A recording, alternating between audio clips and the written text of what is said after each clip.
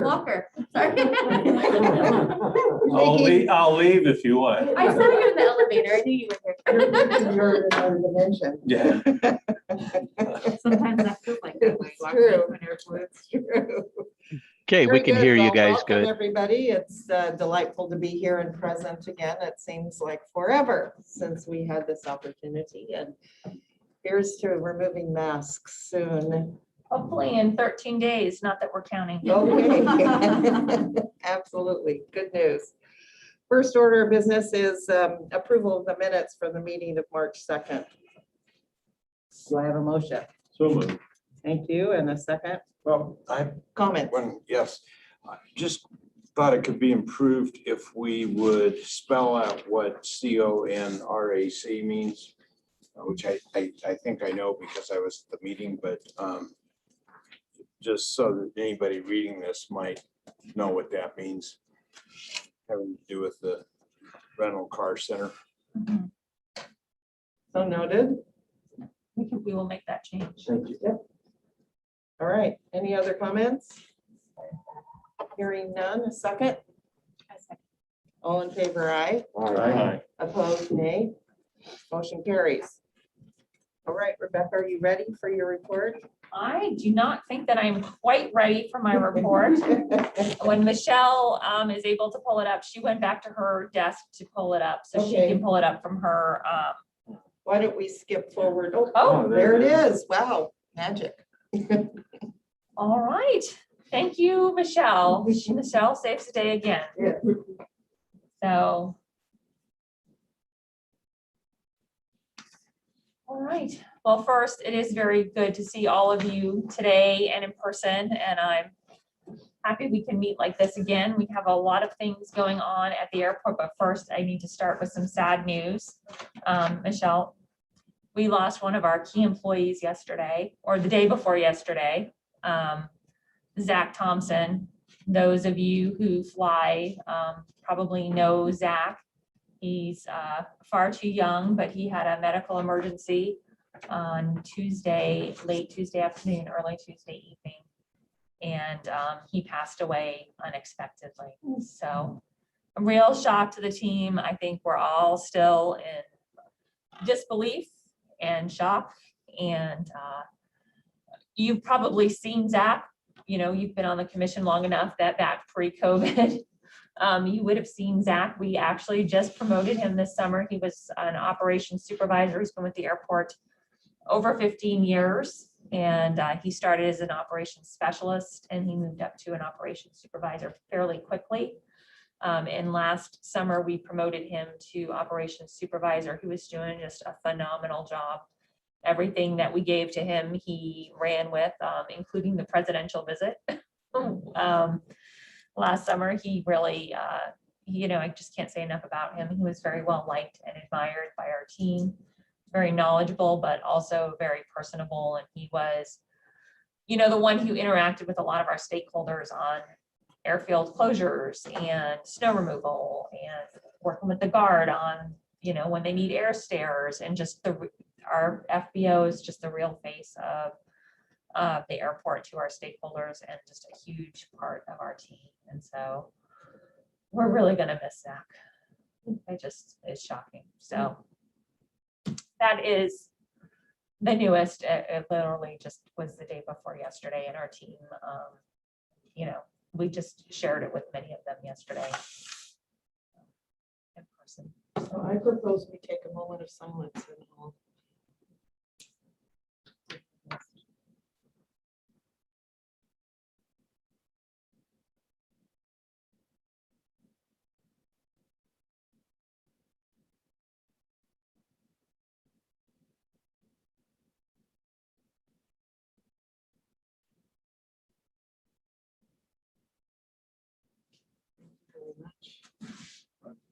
All right, let's continue on because there are lots of things that are going on. We had a few runway closures, mostly routine maintenance. We did not have a significant amount of snow closures this year, but mostly light maintenance and maintenance work on the runways.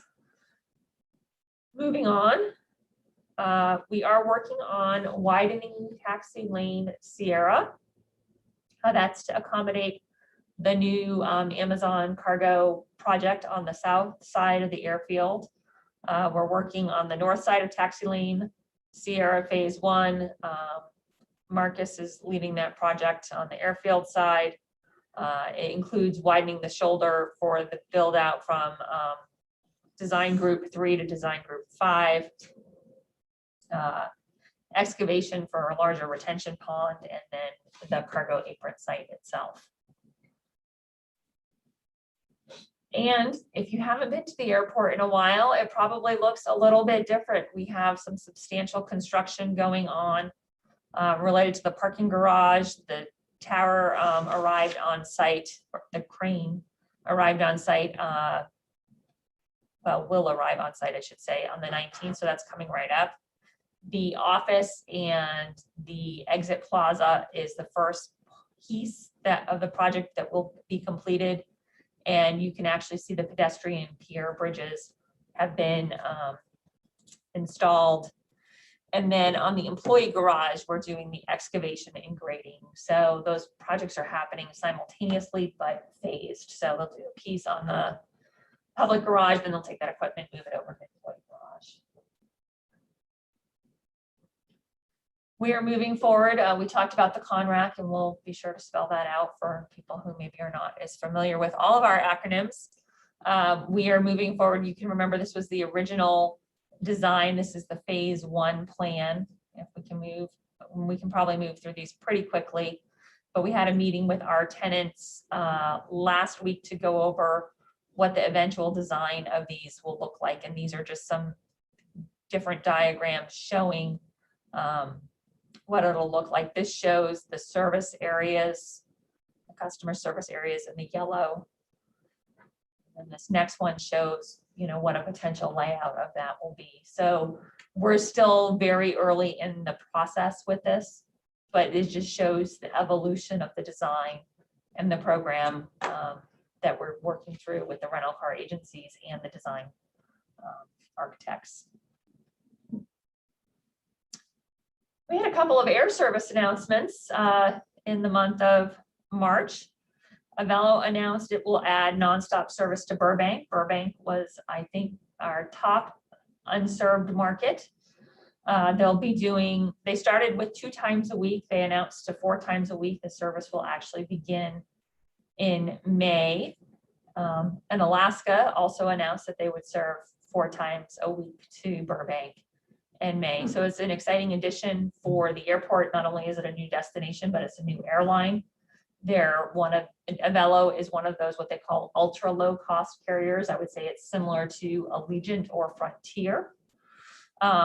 Spirit Airlines has also announced that it's going to start flying to Boise in August, and they're going to fly nonstop to Vegas. They see an opportunity in that market as well.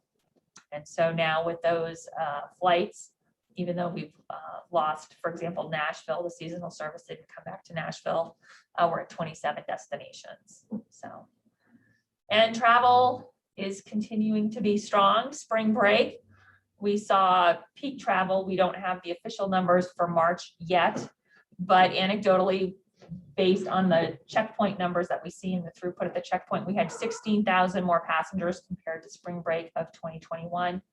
We think that will even surpass 2020, and which was pre-pandemic, and then 2019 as well, but we don't have those official numbers.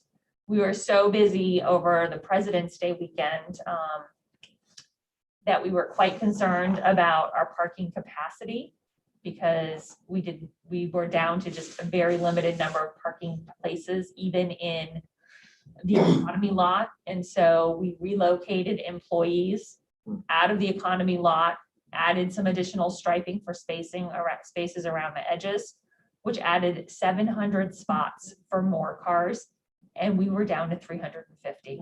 So we used 100% of our previous capacity plus an additional 350.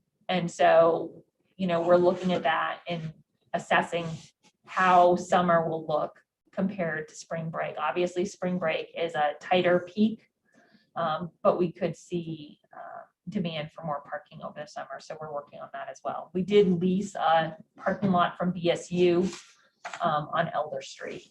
That's how we were able to accommodate that. So we'll have that as an additional resource moving forward. You may have seen in the media, we worked with Congressman Simpson. It was quite some time ago. We worked with him to include in some legislation $700,000 for taxi lane Delta. It needs to be removed and replaced. It's the main taxi route to the terminal for the air carriers. We weren't sure if that was going to go through or not, but it did. And we were very excited to have the additional funding to do this project. Obviously, it's the main taxi lane to the terminal, so it's incredibly important. Construction is scheduled to start in July and be completed in 1 month. So it's a relatively small project, but important. And so we were happy to have Congressman Simpson here and Mayor McLean to celebrate that. Okay. And then we've talked before about our non-aeronautical property development that we're working on.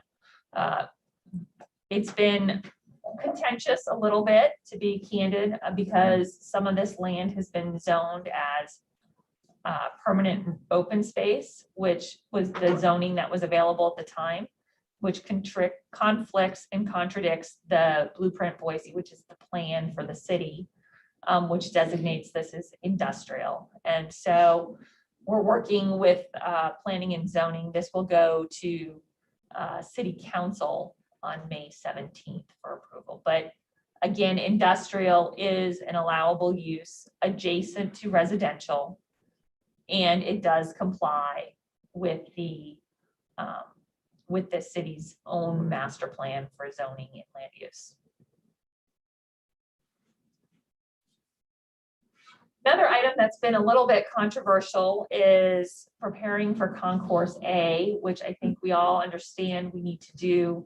However, backcountry operators, for those of you who have had an opportunity to, or maybe you're familiar with it, maybe you're not, they exit what we call Gate 58, which is the area over by where the rental cars are. And they pull right up to the terminal, which is very unique to Boise and doesn't happen in other places. And as part of our construction for Terminal A, we're going to have to relocate them. I mean, we just can't build the concourse and have them be where we're doing construction. Same way where we're moving vehicles out of the parking lot while we build the parking garage. And it's not going to be convenient. We'd sent them a notice last year. We postponed construction until next year. So they're going to be able to use that area for this season, but for next season, they're going to have to relocate out of that area 58. And I know that as airport commissioners, you may hear about that. So I wanted you to be fully briefed and aware.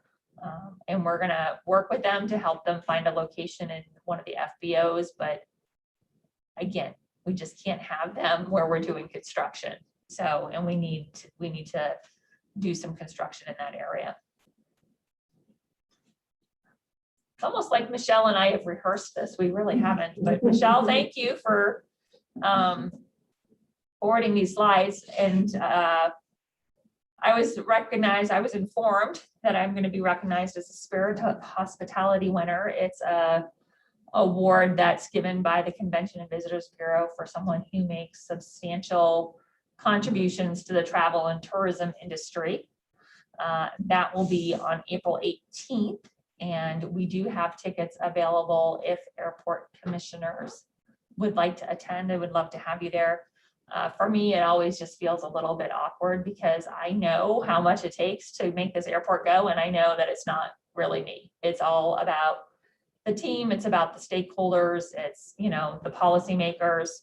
And then it's the people who are here every single day, day in and day out. And there's a lot of things that go into making this airport as amazing as it is. So, I'll go and I'll be the face, but really it's the team. February enplanements were down slightly compared to 2020. Again, 2020 was our all-time record for February. It was pre-pandemic. It's up 4% from 2019.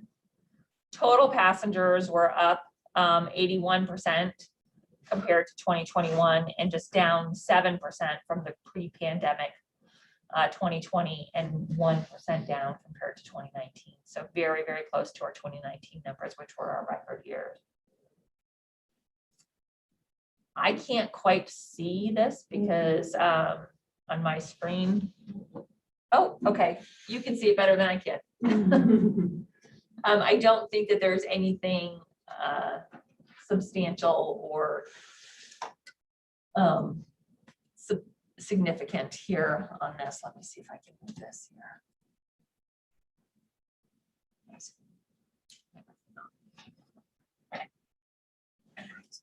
We can.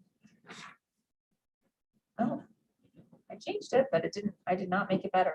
Okay. And then our operating expenses, again, we're still pretty early in the year.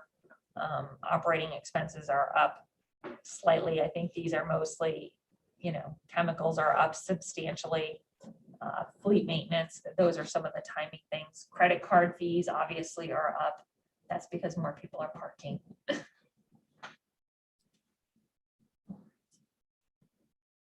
And that concludes my director's report. Any questions for Rebecca? Congratulations on your hospitality award. Thank you. Michelle, could you bring up the airline use and lease agreement so we're ready to go with that when it's the I right do have time? a question on the backcountry operators. Being one of them, I'm sure I'm going to hear about this. Have they offered what they would like to do? We've talked about a couple of things. We've talked about the potential of a shuttle. They were going to get me some information about times and dates. They're hoping that maybe we could provide the shuttle. I don't know that that's possible. I think, they're looking at the possibility of contracting for a shuttle to get the passengers from the terminal to the FBOs.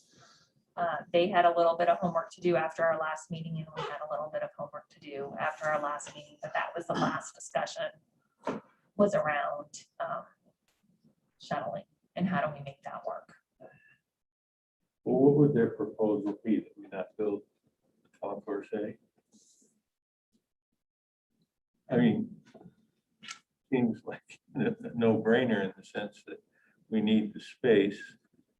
And I think people understand that rationally, but then when it impacts them directly and personally, they want a solution. And sometimes there isn't a solution. I think, we're going to have to shuttle. They're going to have to shuttle. The best way to accomplish that shuttle, I don't know. They would like us to take it on. They would like us to have their passengers ride the shuttle, the parking lot shuttle, which just is not viable, in my opinion, to have the backcountry passengers require an extra stop at one of the FBOs on the way to the parking lot. People are already, I'm assuming if you've flown, you've seen people, they get here, they're like, oh my gosh, I have to park in the economy lot. And then they run out there, and they didn't allow enough time, and then they're racing to get their flight. And there's not enough time in that. So that was one of the things that they had proposed, which I don't think is a viable solution logistically. And then the other thing was they were asking if we would operate the shuttle, which we possibly, I don't want to commit to it because I don't know what the hours are. I don't know what the frequency is. We might be able to do it more efficiently just because we are already operating shuttles, but there's a fee associated with it. It's not for us to absorb that fee. For example, if you go to another airport, we have to take a rental car shuttle, which you don't have to do here, thankfully. The rental cars pay for the rental car shuttle. The airport doesn't pay for the rental car shuttle. So if there's going to be a shuttle, it's really the responsibility of the backcountry operators to figure that out. And to the extent that we can help them, I would like to do that. But I don't want to take on figuring out how they do their business, because we are, focused on the things that we need to do to run the operation. Carol, saying, Give me an idea, how big is the issue? How many, in rough numbers, how many passengers or how many backcountry? I think the largest backcountry operator does about 4,000 passengers per season. So total, maybe they do 7.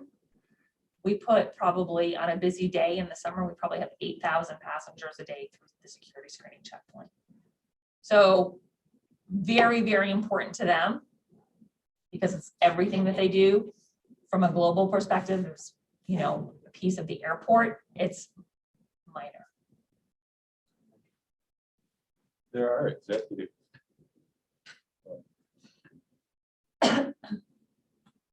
offices, not offices, terminals that I just assume that's probably where they went through anyway.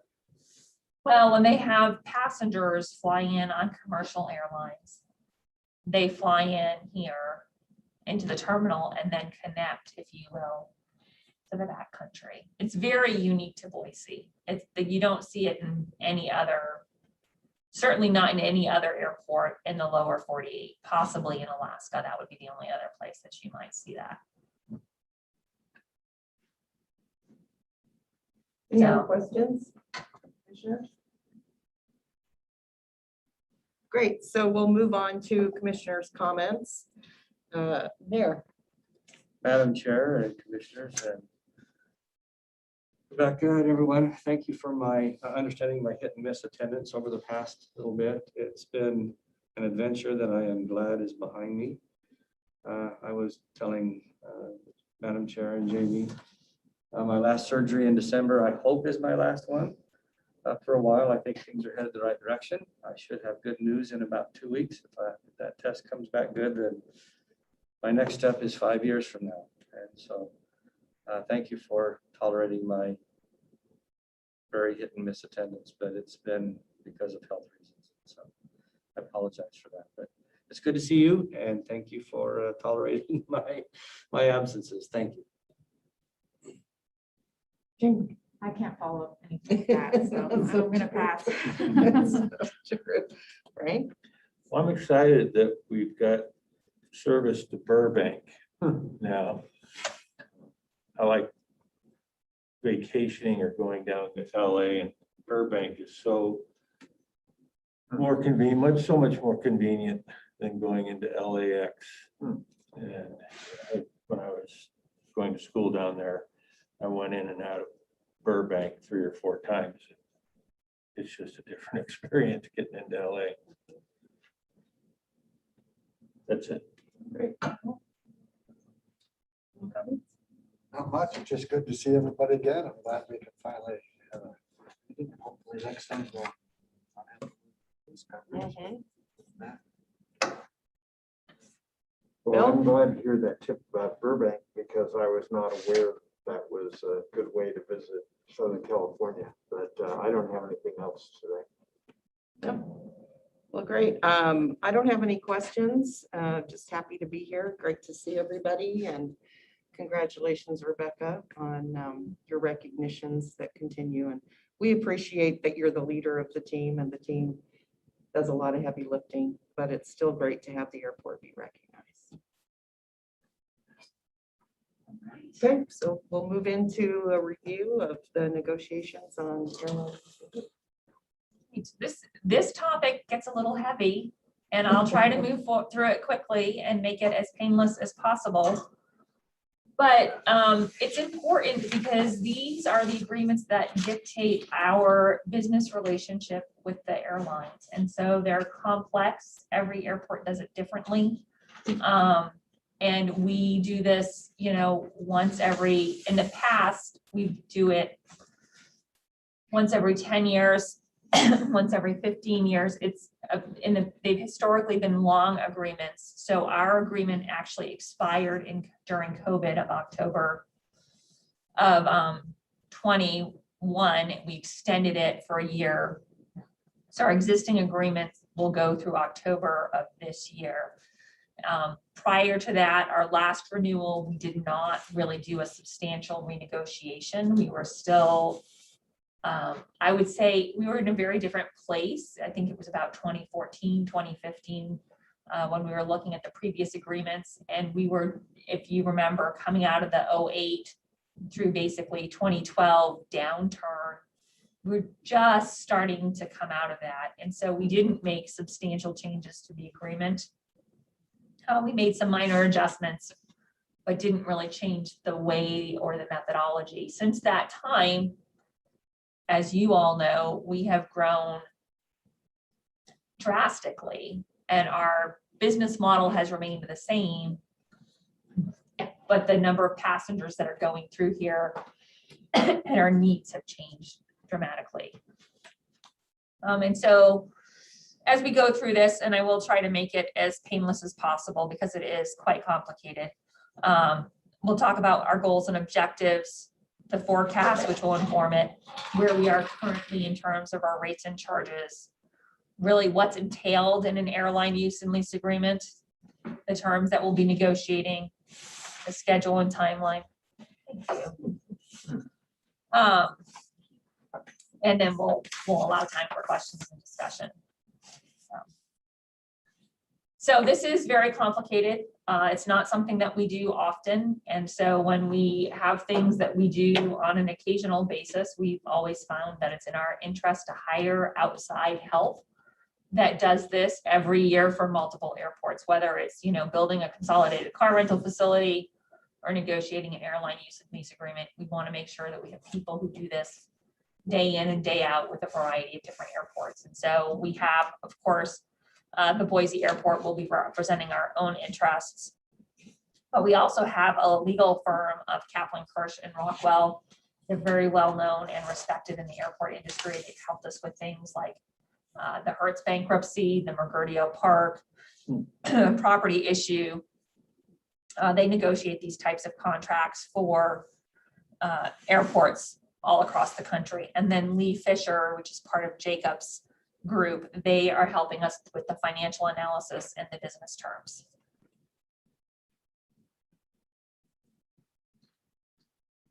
So we can skip forward a slide.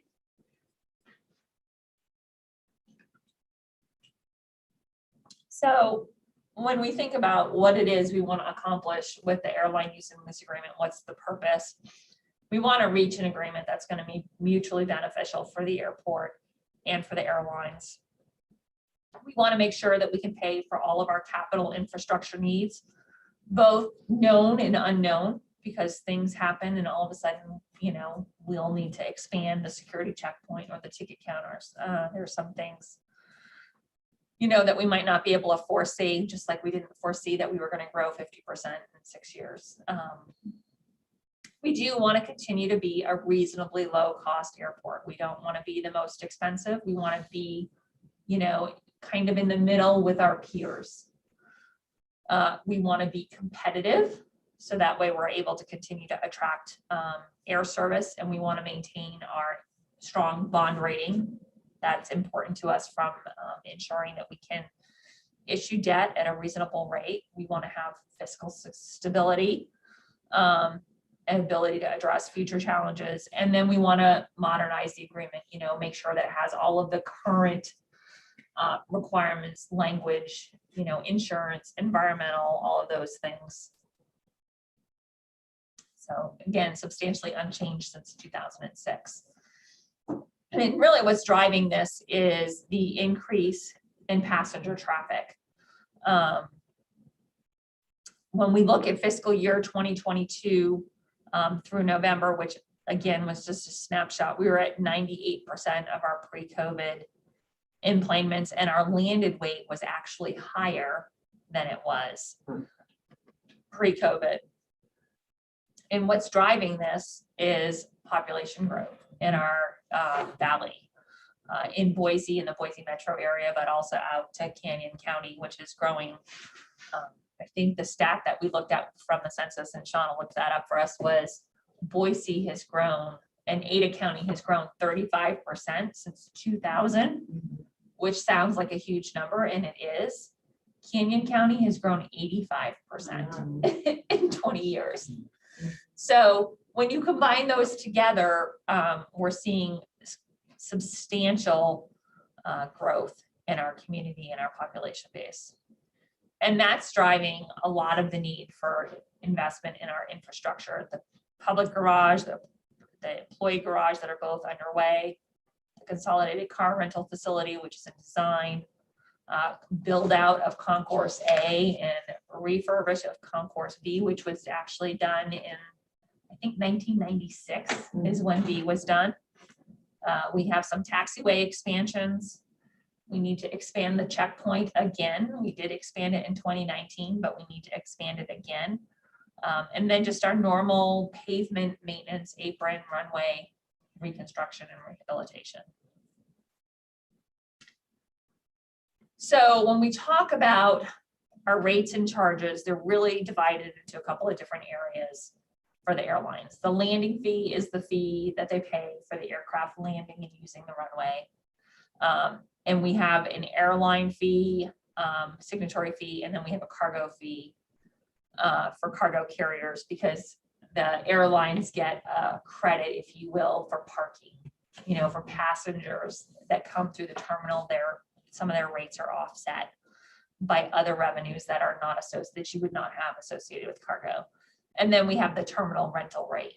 And then those rates, we combine the fees that we charge them into a calculation and divide it by the number of passengers. And that's a CPE, the cost per in-plane passenger. And what goes into that cost varies depending on which airport you're at. But ours is exceptionally low for our peer group and has been for quite some time. Again, because of the revenue sharing and because the number of passengers that we put through the facility without really changing or increasing our cost, it keeps driving our costs down when you look at a cost per passenger. These are just some of our peers, the ones that are most like us. Spokane and Reno are probably most similar to us. Tucson and Grand Rapids, I would also consider them to be in our peer group, but not quite as similar. So the way that we look at our rates and charges, we have what we call cost centers, and things are divided into, for example, our admin, security, ARF, which is our firefighting, aircraft rescue and firefighting. So that's all one, those are all cost centers. Parking and airport roads are different cost centers. So we look at the costs and then we allocate costs and revenues. The terminal rental rate includes some of the concession, and the car rentals is offsets, again, because passengers help offset those expenses. And then the landing fee looks at the airfield expense center. We have a capital improvement fund deposit that we do currently. That's $2 million a year. That's calculated into that. And then we have a clause, which you would not be familiar with if you are not in the airline industry. It's called majority in interest. And so because the airlines have historically paid for all of the improvements, they have the opportunity to have a say in whether or not we build a new parking garage or whether we build a new concourse. And so because the way our costs are allocated and then they reimburse us for the cost, they get to have a say in what those costs are. That's called a residual agreement, which is really what we have, where we pay for the infrastructure and then they pay us based on those costs. And in theory, they share in the risk. The reality is when it's a downtime, then they say, oh my gosh, it's terrible economic times, we couldn't possibly pay. But that's the theory. We can move on. So when we look at the agreements, these are just some of the common things that we're looking at. Obviously, length of term, revenue sharing, how much revenue we share with them.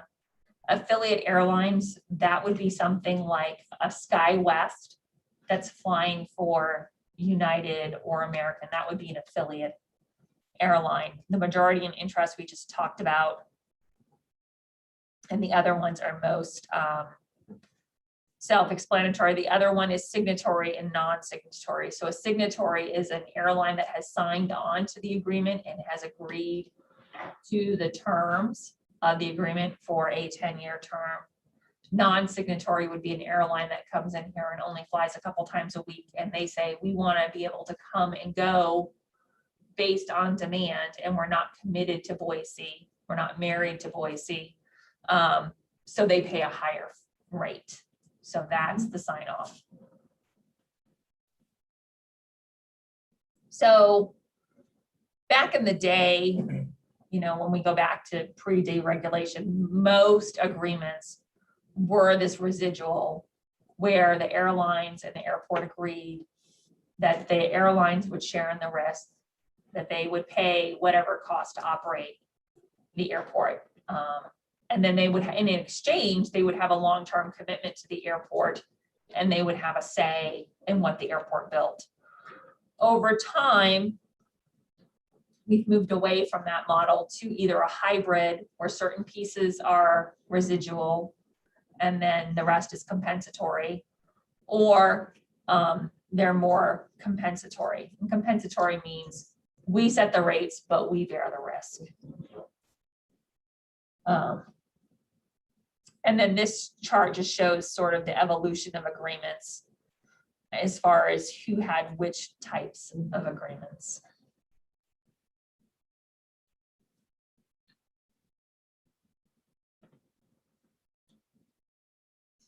This is pretty self-explanatory, showing that the trend has been moving to a shorter agreement. We have proposed with the airlines a 3-year term with 2 one-year options to renew. That will give us flexibility depending on when Concourse A comes online and what that looks like. Some of the things that we're looking at are the big piece will be the rate calculations, the landing fee and terminal rates. So those are the 2 separate categories of rates. And then joint and common use allocations. So a joint use might be something, for example, like a baggage belt where you have multiple airlines using it. Common use would be things where that might be like the restrooms would be common use. Those are public space. Non-signatory premiums, I talked about that a little bit already. And then whether or not we can adjust the rates mid-year and how we settle at the end of the year. Right now, we don't settle at the end of the year. Our rates are based on budget numbers. And so we charge the airlines. It's actually somewhat backwards, which really became apparent during COVID, because our rates are set based on the prior year's anticipated revenues and expenses. And obviously, in 2020, when we were looking at it, we knew that our expenses were going to be the same, but traffic was going to be down. And then in 2021, to base our numbers on a low year, when we know we're going to have an increase in traffic, really didn't make sense. Most airports will have a year-end settlement where they'll do a true up at the end of the year. And then we'll also look at per turn fees. So for example, if an airline wants to just come in a few times a week, what that looks like. Madam Chair. Yes. And Rebecca, I don't know if, I apologize for interrupting your presentation, but how does, Please do. It lets me know that I haven't put people to sleep yet. how does a contract or considerations reflect things like COVID? Unexpected things where an airline's revenue obviously plummets and the airport plummets, or fuel goes up 50% or 75%, or just these unexpected swings that affect both the bottom line and or the number of passengers that they may have throughout the year. I mean, is there anything within the contract that contemplates that, or is it just, again, I apologize, maybe that's even. No, there are provisions in the contract. For example, war, terrorism. So, when you look at drastic events that impact operations, there are exceptions for that. And every agreement is different. Our agreement is a residual agreement, so the rates are what the rates are, and it's just, again, in other situations, ours is backwards. Our rates are calculated based on what we've seen in the previous year.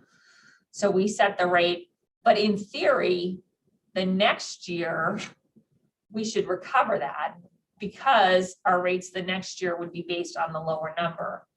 But what we saw was then the airline said, oh no, we couldn't possibly pay that because it's been so terrible. And some of our concession agreements, for example, like our food and beverage, news and gift, rental car, there are clauses that say if passenger travel drops below a certain threshold, then they don't have to pay what we call the minimum annual guarantee, they just pay a percentage. So. Thank you. You're welcome. Revenue sharing. So this again goes back to the question of how much revenue do we want to share with the airlines? And you can see this is just how different airports are doing it. Some are doing no revenue sharing at all. Some of them are doing revenue shared to a cost center like the terminal. They might get an offset for parking or they might get an offset for concessions. We can move on. And then some of the things that we're talking about would be how do we pay for our capital program and what's the right dollar amount that we put into that capital fund. Whether or not we want to let the airlines have a say in whether or not we build new facilities. Can we go back up one more, Michelle? Sorry. And what our requirements are to consult with them. So right now we have what's called a majority and interest clause that says anything over a certain dollar amount, the airlines actually get to vote on. So they voted to allow us to build the parking garage, the employee garage, the consolidated car rental facility. They would not vote on because that is going to have its own separate revenue source. So they wouldn't vote on that because it's paid. They only vote on things that would be worked into the rate base. But the other example would be, and you can move forward now, Michelle, thank you. Would be, do we really want to go to the airlines and say, would it be okay if we build more ticket counters so we can bring in more airlines? And we're in an interesting position where with the addition of 2 new airlines, we did not really see this coming because we've not had new airlines in the last, we've had 1 new airline until last year, 1 new airline probably in the last 20 years. And in the last year, we've had 3 new airlines. We're almost out of ticket counter space. So what do we do about that? How do we accommodate them? When those agreements with participation by the airlines that they vote, is that a veto? Yes, they could veto that. The way that they could veto Frontier coming back. Well, they could veto us building facilities that would allow us to Okay. accommodate Frontier. They can't veto Frontier coming back. But the reality is if we didn't have a spot for them, for all intents and purposes, it would be a veto. On that line, so they can't veto, airline coming in, they can only veto these construction projects. But if you can the airport say, well, we're going to reduce your gate space from this size counter to this size counter to accommodate them, can they veto that, or is that at your discretion? That's a little bit more tricky because they have certain things that are what we would call, I want to make sure I get the term right, non-exclusive preferential. So for example, if you fly from Boise often, whether you fly United or Southwest or Alaska, Delta, you probably are always flying out of the same gate for each airline. Those gates are preferential, non-exclusive. So they have preferred use of it, but if Air France flies in on a diversion and their gates open and we need a spot to put them, we can put them there. And so we have ticket counters that operate the same way. What makes it challenging is you have to have equipment at the ticket counter to make it useful. And so how do you accommodate? Then we get into another discussion, which is about common use equipment, which is an entirely different discussion. And so we don't have to have a majority of interest clause. We do right now. That will be one of the items that we're negotiating. Airlines like to have majority and interest clause because it gives them more say in what gets done at an airport. So when we go to build Concourse A, if we have a majority and interest clause, it will be over the dollar threshold, and they would have the ability to say, yes, go ahead and build it because we need the space, or no, we don't want to pay for it. So whereas if we do a different rate methodology, we can say, well, we set the rate and we bear the risk for that development.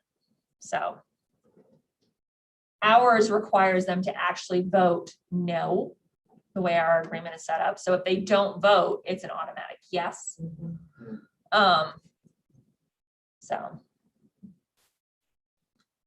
we can move on. And I think this goes to your question, General Sailor. So thank you for that segue. Gate operational issues, you know, the gate allocation. We can set, for example, a standard that you have to have 5 turns per gate, or 6 turns per gate, or 7 turns per gate before we'll consider letting you have your own preferential gate minimum use requirements. And then if you don't use it, could we recapture it and give it to a new entrant? And could we require you to accommodate a new carrier or a new flight with a competitor? So you can imagine that some of these topics could become contentious when we move through the negotiation process. Move forward.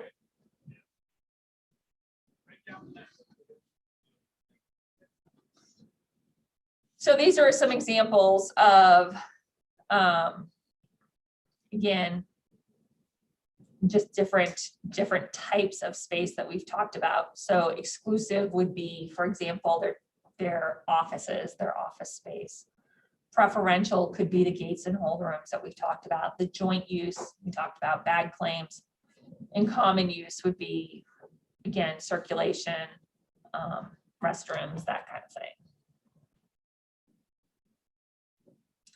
And then the timeline and the schedule for discussion. We are already well into this process. We kicked it off in January with an initial meeting. We had our meeting in March already. In April, we'll be doing the financial terms. So we've talked about the term, we've talked about the allocation, common use, some of those provisions. And we are getting to the point where we are having the conversation on rates and charges. The good news and bad news is our rates have been so low that it will, any changes that we make will probably result in an increase in the rates, which is good. It will allow us to build the infrastructure that we need to. It probably will not be popular with our airline partners. Right. That was thought that I was having, in the sense when you had this graph up and it showed that Grand Rapids was 3 times the rate than what we're paying here. That is, like you said, double-edged. It shows that there's revenue there and available that we ought to be looking at to use capital fund, for instance. How do we pay for that?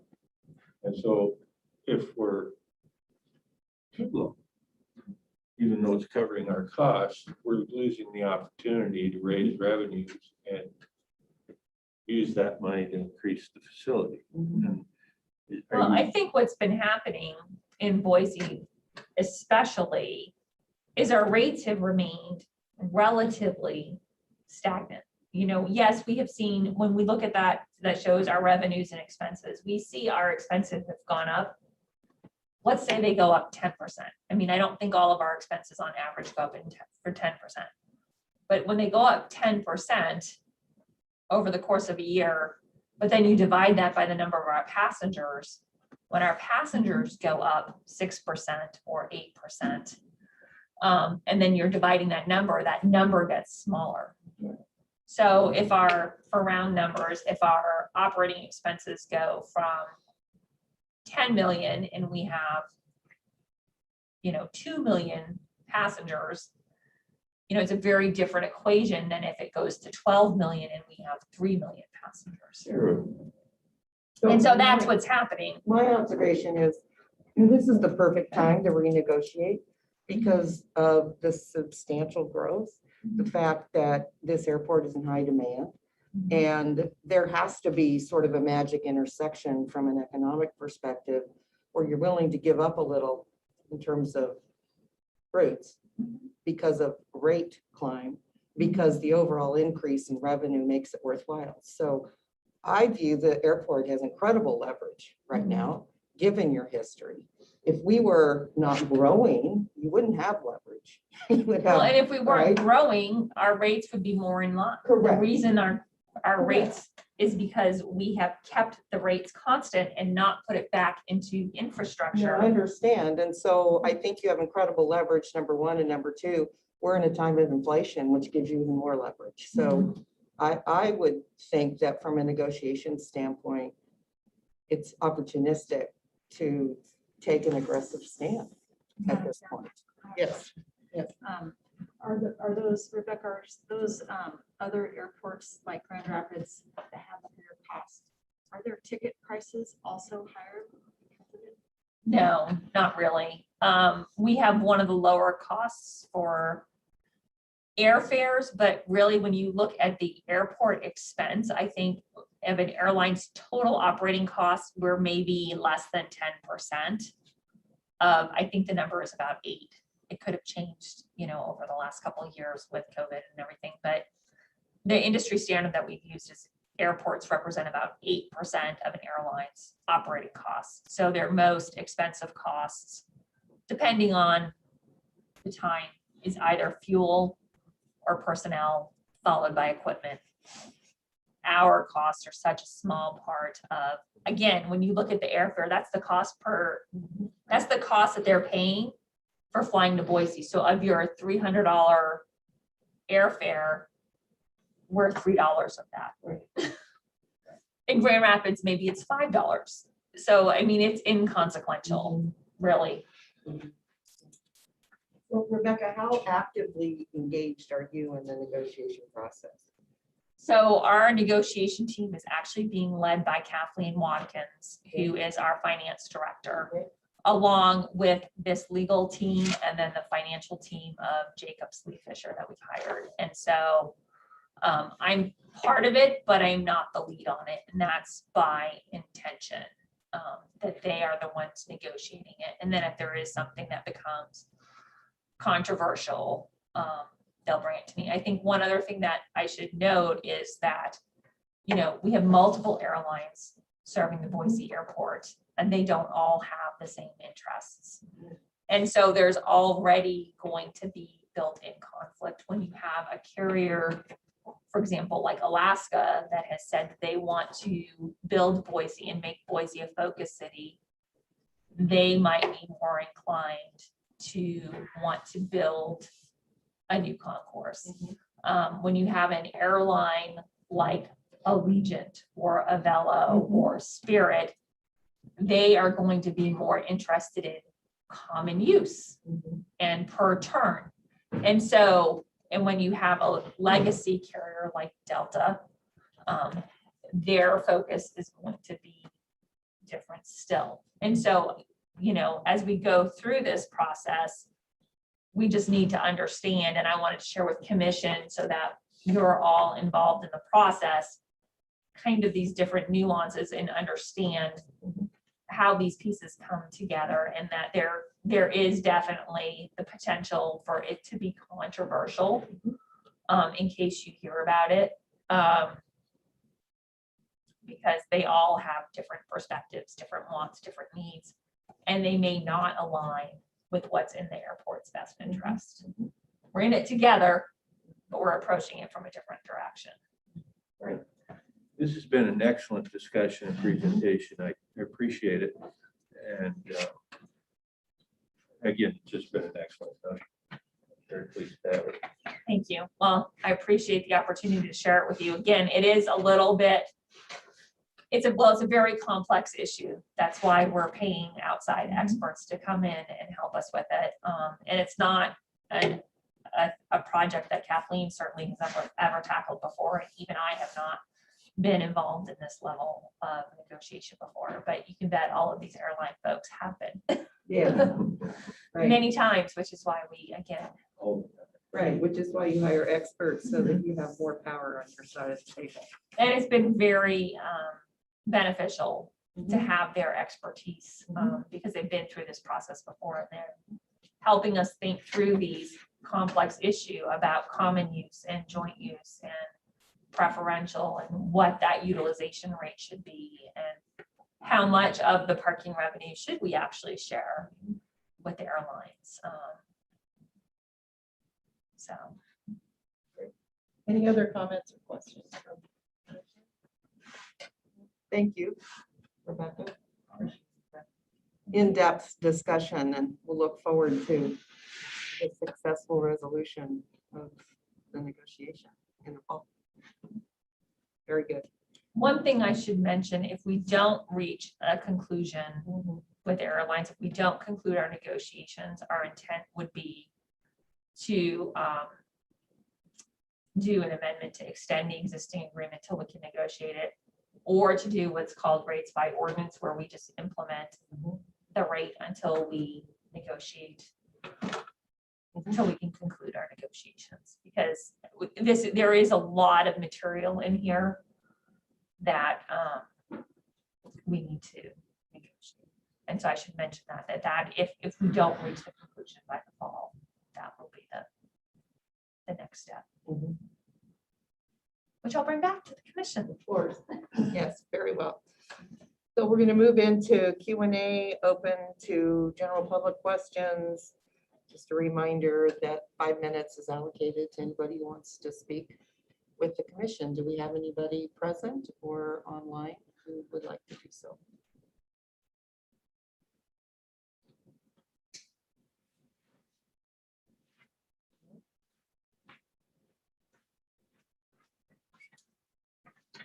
Got to make sure there isn't anybody with their hand up online. There's no one. There's no. Very well. Well, thank you very much. It's been great to be here in person. And again, our condolences on the loss of Zack Thompson. Sounds like it was a shocking occurrence. And well, it's never easy to lose someone that we value. It's even harder to accept when it's so sudden like that. So our condolences. And we'll go ahead and ask for a motion to adjourn. Madam Chair, I would move we adjourn. All in favor, aye. Aye. Opposed, nay. We are adjourned.